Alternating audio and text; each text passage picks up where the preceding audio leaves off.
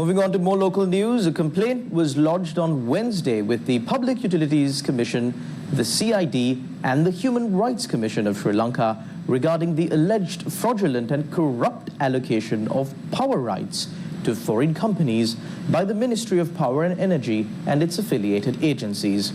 The complaint was filed by individual environmentalist Banduranga Karyavasam and Sanka Chandima Apewartana.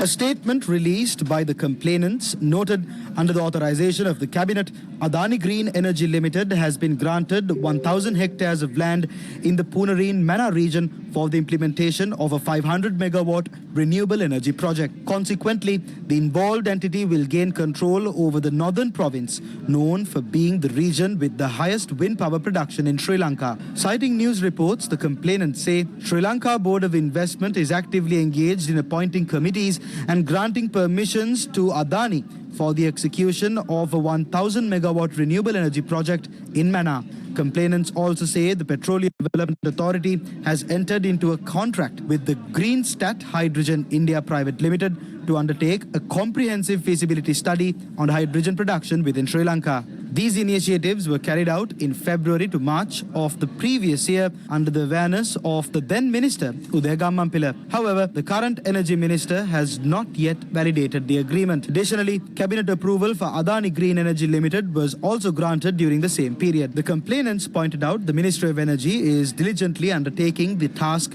of transferring Sri Lanka's renewable energy rights to the respective company on a daily basis. They pointed out by entering into such contracts, Sri Lanka stands to lose its energy rights, resulting in consumers having to purchase more expensive distributed electricity. The complainants also point out this situation may lead to the missed opportunity and loss of rights for green hydrogen energy generation in Sri Lanka. The complainants also pointed out, despite Sri Lanka's lack of a specific hydrogen roadmap and a less proactive stance in its development, the country is now obliged to engage with an Indian company to assess the prospects of green hydrogen energy production. They say that in disregard of Sri Lanka's energy policy and the imperative for future energy security and rights, the Ministry of Energy has purportedly engaged in corrupt practices and violated the human rights of the Sri Lankan people. The complainants added these actions have occurred without updating the energy policy and renewable energy development plan.